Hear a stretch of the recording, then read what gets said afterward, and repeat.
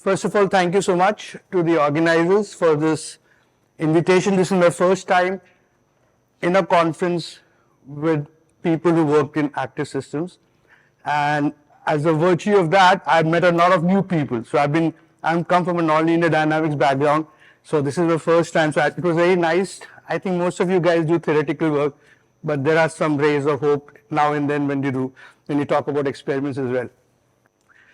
And as I said, since I come from the non-linear dynamics community, there'll be a strong footprint of non-linear dynamics in my talk, unfortunately. So the two things I want to talk about with respect to self-propelled droplets are essentially the manifestation of synchronization and navigation. Before we start, I need to thank the people who did all the work, which are in red. So essentially all the old and the new graduate students, undergraduate students. We have a very strong student community at IIT Bombay. Some have moved on, some have stayed back. And this is my perpetual collaborator from Toulouse, Veronique, and my former student when I was in Mexico, but now he's a faculty member, Jose Manuel. So this is the workhorse for today's talk. So it's essentially a pentanol drop on the surface of water. And the moment you put it, it just starts moving. And it moves back and forth because it's in a closed configuration. And the question you ask, of course, is why does it move? The uniaxial motion is due to the confinement of the setup. So, but the motility is what we wondered about. And the mechanism seems to be, as Pompa in her talk quickly mentioned, the Marangoni effect. So what happens is, in a utopic world, the pentanol drop would eject little droplets homogeneously all around. Since the effect of pentanol is like a surfactant, it lowers the surface tension in the vicinity. So if the ejection is uniform, there will be a global lowering of the surface tension in the vicinity of droplets, and nothing will happen. But we all know that in realistic situations there are fluctuations. So there is an inhomogeneous distribution of the droplets ejected from the big drop in the vicinity of the big drop. So for example, in this case, on the left hand side there are more drops. So consequently, the surface tension would be lower there, and it gives rise to an unbalanced force, hence movement towards the right hand side. And as it moves away from it, it encounters more fresh water, higher surface tension. So it's like a accelerative positive feedback mechanism. It starts moving till it reaches the boundary or something else happens, right? So there's a net force due to this, and this, to put it succinctly, so the motility by virtue of the surface tension gradients is provoked by spatial inhomogeneity of surface pentanol concentration around the drop. This is also called in some corners of the literature as the solital Marangoni effect. There is also due to temperature, but this is predominantly a solital Marangoni effect. A beautiful manifestation of us. Unfortunately, we could not have the privilege of seeing that yesterday. Was the teardrops of, we were clicked for a moment that we will be able to, I actually wanted to do the experiments for the students. Unfortunately, no. So what happens here is, if you have an alcoholic beverage of your choice, beer will not work. Single malt is very good, wine is very good, red wine is even better. Yeah?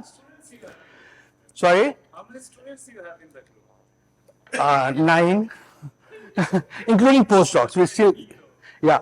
No, but the point, it would have been, anyway, let's not talk about things which are not feasible, right? So what happens here is, so it's a mixture of alcohol and water, right? There the meniscus, the surface area is more. So the evaporation of alcohol is faster. So you're left with more water. So the surface tension here is lower than in the bulk, and it defies gravity and starts to move on. So you start getting these drops, right? Eventually the weight will catch up, it will fall down or it will stick there. This is again a rather exquisite manifestation of Marangoni effect. Another one Pompa really breezed by, which he showed. So to put it clearly, sometimes it's better to read, give you a coherent picture. The transfer going on between two phases due to the surface tension gradient. Unfortunately, this does not help you tell whether the alcohol or the wine or the scotch is high quality. It just tells you whether it has more alcohol, which sometimes is therapeutic, right? So which is good. So this is an experiment I strongly recommend under favorable circumstances. Okay, but here the nonlinear dynamics kicks in. So I'm going to show you some synchronization of this droplet behavior in a particular geometry. See, the first known experiments done on synchronization was this Dutch physicist who also worked in optics back in the 17th century. So he was ordained, correct me if I'm wrong, by the royalty of Netherlands to come up with the most precise pendulum clocks, right? And he set up this experiment, if I believe the fable. He was unwell at that time on a ship, and he came up with this, and he set up two pendulum clocks, started them within a reasonable era. And what he realized after a while, that either these two started synchronizing in anti-phase oscillation, or it started doing in-phase oscillations.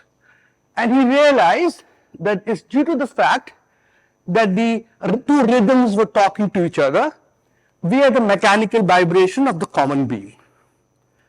So this was the first known experiment done on synchronization. Then it went to a latency period for a couple of years, and then it came back with a vengeance when people started to go, because synchronization essentially implies convergence of dynamics, chaos implies divergence of dynamics.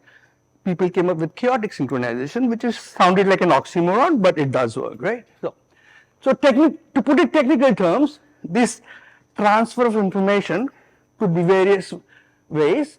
First, the most common in the nature is bidirectional coupling. So you have one oscillator, omega 1, the other one, omega 2, not too far away, and they mutually adjust the rhythms to converge to a common frequency, which is somewhere in between. This is called unidirectional coupling, which is more observed in geopolitics and human relations than in nature, right? In which the one person says, you need to do this thing, and the other person like a slave. And it's actually appropriately called master-slave relationship.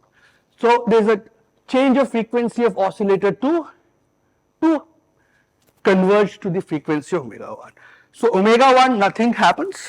It doesn't get any feedback from this omega 2, but omega 2 does all the work. Then another interesting manifestation wherein the oscillators need not be coupled at all, but nonetheless they are subjected to a common fluctuation. So they both synchronize.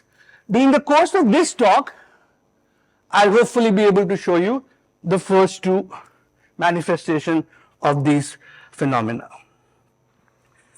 So now here I will be to do an Indian improvisation. Mike. So these are metronomes. You guys hear it, or should I? No, at the back, man.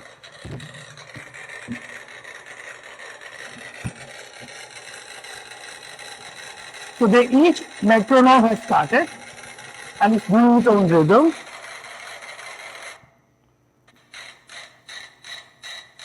And after a while,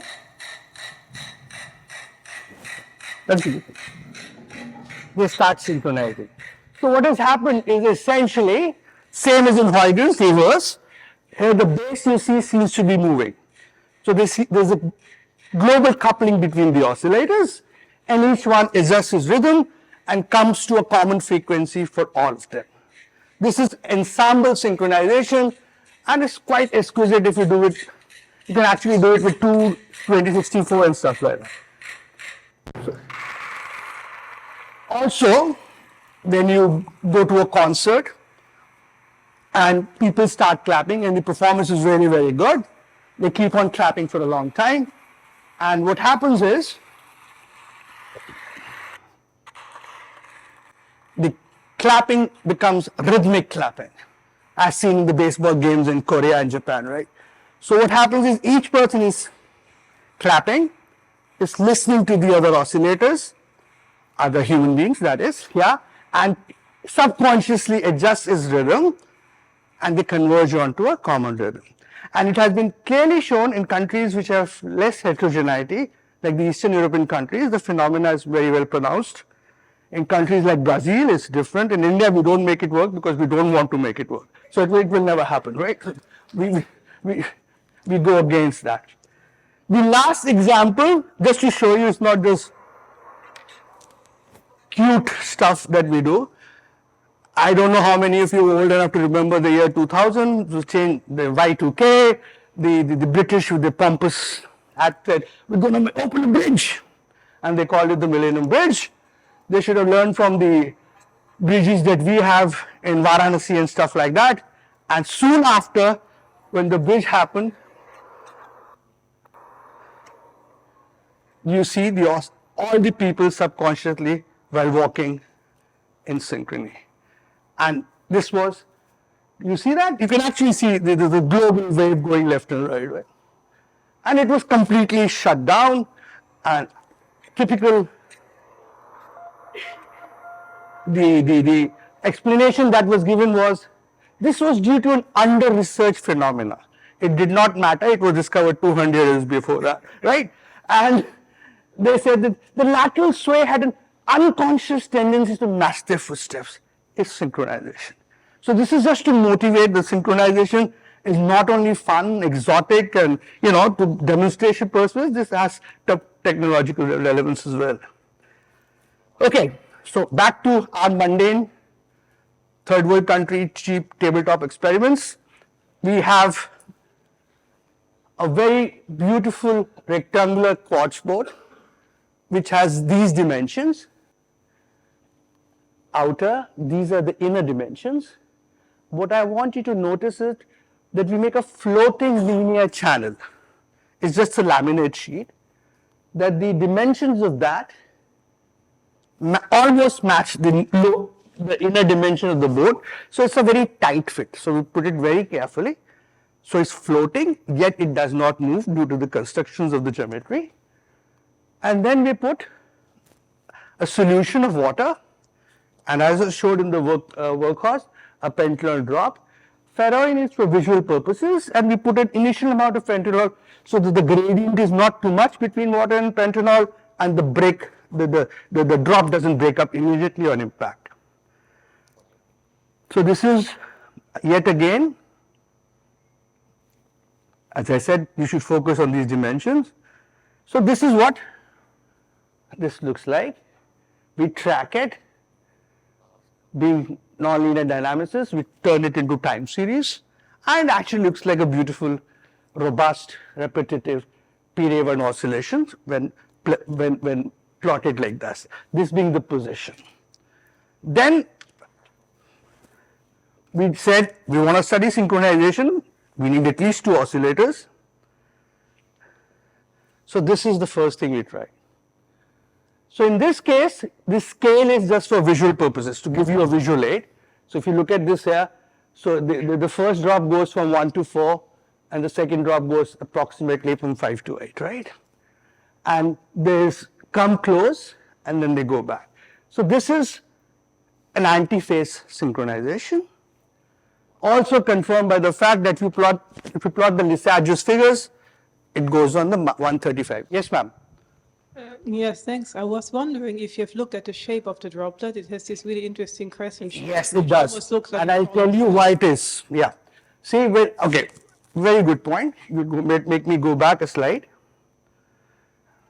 I should have pointed it out here. So thank you so much for that. So you see, when it's a crescent shape, the top, the front part here, the ejection is less of the pentanol. So the surface tension is more. So it's the direction in which it moves. And then as soon as it flips over, the size changes. So there's a one-to-one correlation between the way the moon is shaped and the direction of motility. And it cannot remain circular. It always takes the shape depending on in which direction it is moving. Have Okay. you made a model of this? It looks really. Ma'am, no. I'm actually, contrary to this guy, there will be no equations and there will be no modeling. This is purely experiments, and people are, we modeled with simple Yukawa potential. We did not go into the geometry, just a cartoon model to see it works. But no, we are hardcore experimentalists. Now he's just mad at me because I pointed his name. Yeah. No. I was going to say that this is a fun little sort of tabletop version of your attack illusion of evolution. Okay. Sure. All right. There's a lot of good, cool things you can do with it, right? So this is what I already showed. Yeah. So you see, this is anti-phase synchronization, and this is, this I should point out seriously enough, is bidirectional coupling. So each drop is affecting the other. Okay. Then you go into 3 drops. The better you get at handling the experiments, you do 3 drops. And this is what we call relay synchronization, in which drop 1 and 2 are out of phase, 2 and 3 are out of phase, so consequently 1 and 3 are in phase. This is called relay synchronization in the literature. So if you look at the Lissajous figures, minus 45 or 135 degree line and the 45 degree line. So this is called relay synchronization. To reiterate, 1 and 3 are in phase, and drop 2, 1, drop 2, 3 are out of phase.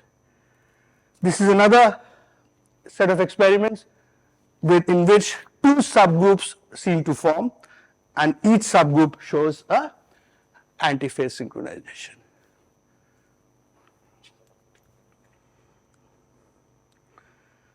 This is another motion in which you have a 4-drop configuration again, but it shows a different move than the previous one, and it actually shows a relay synchronization.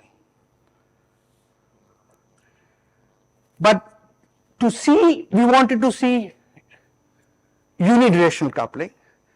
We could not make coupling purely unidirectional because we can't stop the process of communication in one direction, but we can do it asymmetric coupling, right? So we take a big drop and a small drop, and the claim is that the big drop will effectively push the strong drop because it will have more coupling strength, and sure enough, I don't know whether it was clear from the video, so I'll play it again. You get in-phase synchronization. The small drop always follows the big drop. Okay? We did more experiments with this, but they're just nitty-gritty and not much. I just wanted to focus on these ones. Okay. Nowadays, so in the previous set of experiments, the coupling was longitude. Yes, sir. Rajesh, yeah. When the electron is moving, Correct. behind it the concentration is high. I mean, behind it is Higher than no. Behind, in front, right? Is moving in the direction of lower sulfur. Behind it, the concentration of pentanol is higher. Yeah. High. Yeah. Sorry. Yeah. the small drop sees a higher concentration of pentanol in the front. Correct. Why is it? But it has its own field that is emitting. It becomes inert. It does not get affected. It just follows the big one. Okay. Is it So- through Marangoni effect or some other effect? Sorry? Is it Marangoni effect or something else? It's mainly solitary Marangoni effect, but we don't change anything else. But essentially the effect of one dynamics on the other. Okay. So then we started doing transversal coupling. So in which now you'll see the drops moving along in the vertical, and the coupling through the solution is in the horizontal fashion. So this is ongoing work. Nonetheless, I'll show it to you. So if you have two such channels, right, the same thing remains, and each one shows its own dynamics. And when you, of course, plot the Lissajous figures, it's all over the place. So how do they couple? I'll tell you. Yeah. So what we do is now we make it one. If I could show you here. So now they have a common solution. They are just restricted in their channels by fish nylon wires, and the surface, the liquid inside can flow from one part to the other. Naturally, not due to we are forcing or anything, just by natural camphor dissolution. So if you are a little charitable with me, so this is the case when there was no coupling. So each one did its own. So here there is some feeling. So what we have seen up until now, there seems to switch between going in phase and anti-phase. We don't know the reason. It's just an observation. That's why I said, and this is for maximal coupling, because this is they're open. They can talk to each other through the solution. They're just restricted by fish nylon wires. Okay? Does everybody get the spirit of this experiment, right? It works. Then, of course, now we are trying to do it with 3, although we still haven't finished the set 2-1. And if you have 3 such channels, both 1 and all of them, 1 and 2, 2 and 3, and 1 and 3 have no correlation between each other. And again, if you have to be charitable to me, you'll see there seems to be relay and then it destroys it, but this we have to refine more. Since it's a conference, I took the luxury of just presenting results which are of. How do you control the coupling? We go binary, 0 or 1. There is no, we have tried it with partial coupling by blocking these areas, but the results are really atrocious. Even with 1, it is not that good. The tangential coupling, transverse coupling doesn't seem to work properly. But I mean, this we still haven't given up on the 3 system. Okay, you'll have to tell me how much time I have. You still have another 7 minutes. 7 minutes. Okay, so that was the synchronization part. Then we said, okay, do these, because I've heard in this conference also, you can use these things for drug delivery and stuff like that. It's too fancy, but I think I'll show you that we can navigate using these things, exploiting the Marangoni effect. So again, be patient with me. If I don't explain it clearly, the setup, come back to me and ask me right now. So we made now lamination treat 2 type of channels. One where all the widths of the 3 arms are identical. I mean, to the best of our experimental, these are actually students cutting stuff and doing it, right? So, or sometimes laser printer, lately we have been able to do that. So these are identical. And here we intentionally make one of the arms wider than the other one. So you see?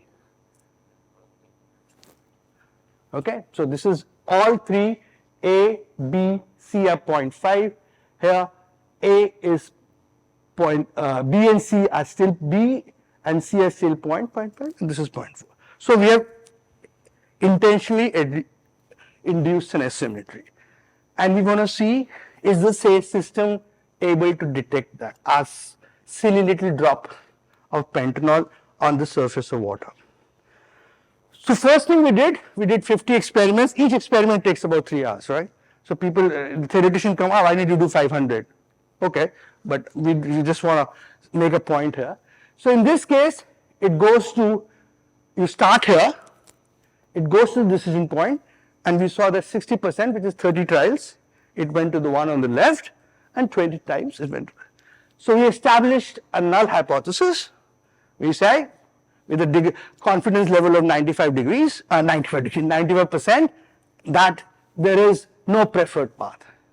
And indeed, for this case, we find from our data that you cannot disregard the null hypothesis. We do the same experiments, but now with the asymmetry introduced, and it seems to go, it actually goes more times, 80% of the times, to the wider channel.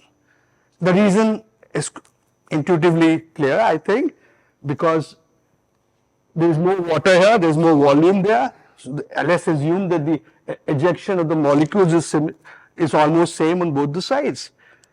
There's no volume of water there, so the less lowering of surface tension, so it's a higher surface tension area.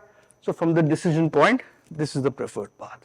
But of course, it's not 100% because there are some initial velocities, some polarization, which can affect. So in this case, we just it's like a first passage experiment. Once it goes to an arm, we stop the experiment.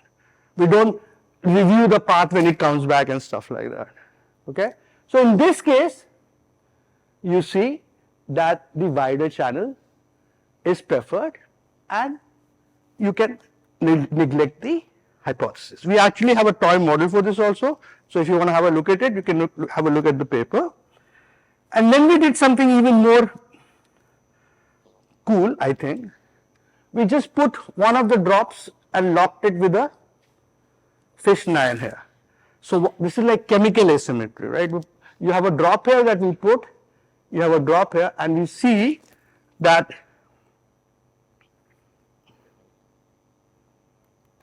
we did 30 experiments, and all the time it went to the arm without the drop. Evidently again, because here the surface tension is much lower, because the concentration comes from this little driver as well as this little neighbor, and here the surface tension is higher, the drop goes away.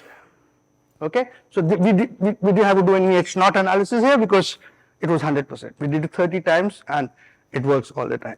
So then I was teaching this classical mechanics course to the master's student, and there you have this path minimization, right? So then we said, okay, let's try this with our with our drops. So we did the same things, but we couldn't do our work with the drops because they were just breaking up. So we said, okay, like Pompa explained yesterday, we made paper disc, A4 paper, and we infused them with pentanol and camphor. The procedure is the same. You put it in ethanol and water, the ethanol evaporates, and you get this paper. And then we went to the machine shop, got these fancy gadgets made, right, in which one of them has two parts, the smaller and the larger, and then they have three parts, right? And these are aluminum blocks. We put them on the surface of water, and then this is all where the reservoir of water, and I'll quickly show you the camphor and pentanol. So it always escapes. Well, in these videos, it escapes to the shortest path. And the results were, for when there were two options, larger and smaller, 80% with the camphor, 88% with the pentanol. It did path minimization by itself. And when it was three options, 68% took the shortest one and 74% took the smaller one. So the reason why that happens, right? That is the question. Why does happen? So if you look at, let's do it simpler in the two option experiment. This is the smaller part, this is the larger part. So all this is sink, right? So that's the surface tension of water. Here, again, assuming the ejection is more or less symmetric, this is the low surface tension area. But now the length comes into the picture, right? So you have one surface T1 here, T2 here, but the force with which a drop is pulled would be larger towards the smaller path. Yet again, it is not perfect because of the experimental details, because there is pull from both the sides. Yeah, but there is a preference of pull due to the simple, the gradient equation. Yeah, I'm done. I'm just almost done. Yeah. So just to put it clearly, coherently, just read it out. Spatial distribution of camphor pentanol molecules in the L-shaped gel after the active disc is placed at the center of the channel. The yellow area is the low surface tension area because of the deposition of high amounts of camphor and pentanol, and the blue area is just the water, is the sink, right? But also we assume that the concentration vanishes by the time it reaches over there, so it just essentially has surface tension of water, and this is a high surface tension area. So the gradient due to the simple, the force from which the element is being pulled from source to the sink is larger along the smaller length. So this is just the statistical analysis establishing the 95% confidence interval and being able to eliminate any statistical ambiguity, and it is actually done by the simple logic of solitary Marangoni effect. So we were wondering if this could be used to target a particular, I don't know, I don't want to say medicines and all that. Like at least it can detect an inanimate object due to Marangoni flows, a preferred path. And with that, I thank you for your attention, and I'll take any questions.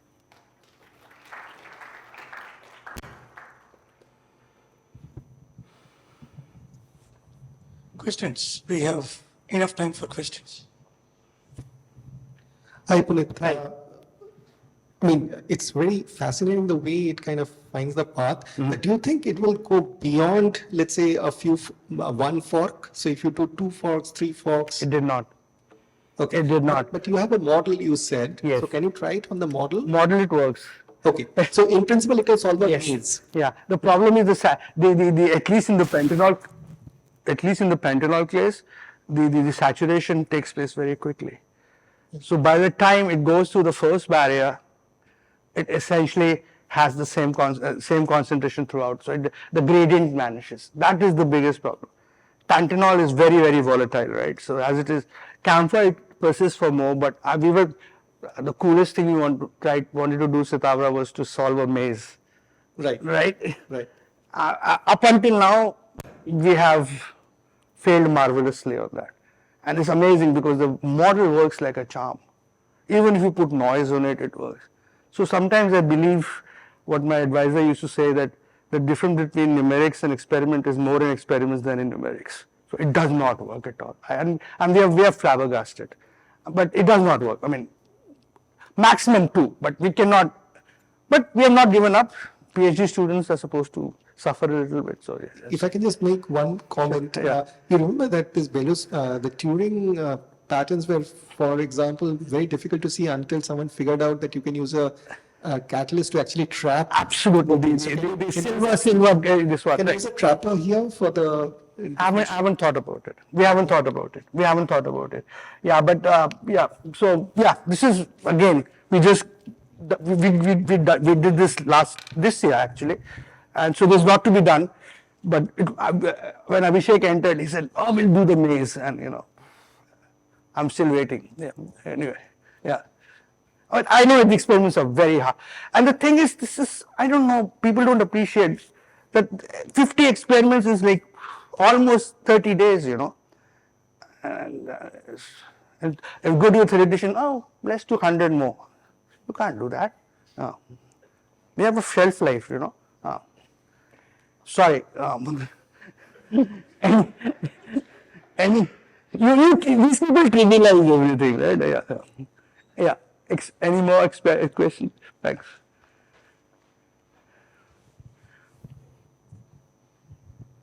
Probably another theorist question. So what happens if you take many drops on the surface without confinement? Can you get it to flock? Can you do it any? Oh, you didn't see the poster? Sorry, I saw the triangles, but Yeah. I didn't see the droplets. No, we did. Droplets we haven't tried because, as I said, droplets are even for these experiments, I hope I was able to convey the message, these are not droplets.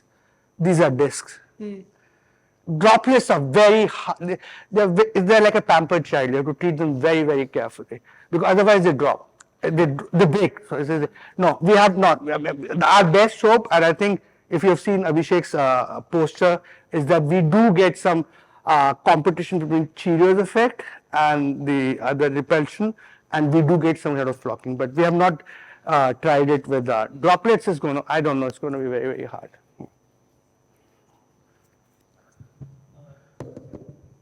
Speed at which these drops move Is that like dependent on how big the drop is? Because it would have to depend on the surface area because And that's also the activity, right? Pentanol moves much faster than camphor. yeah, I'm assuming for the same thing. If you have a bigger drop versus more, Yeah. it didn't look like that when you had say two drops of different size. In terms of their frequency, is there actually a difference? Frequency meaning how fast they're oscillating.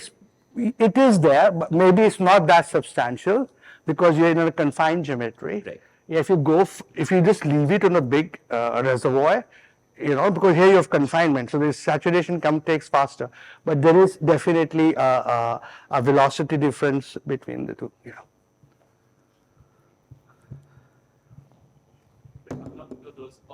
I can't hear you. Sorry. How long do these oscillations last for, or how long do the drops live for? Yeah, good. Again, the answer to that is 10 minutes, but that is not the relevant point. The question you should ask is how many oscillations do you get? That is more important because there are experiments which have a frequency of gigahertz, right?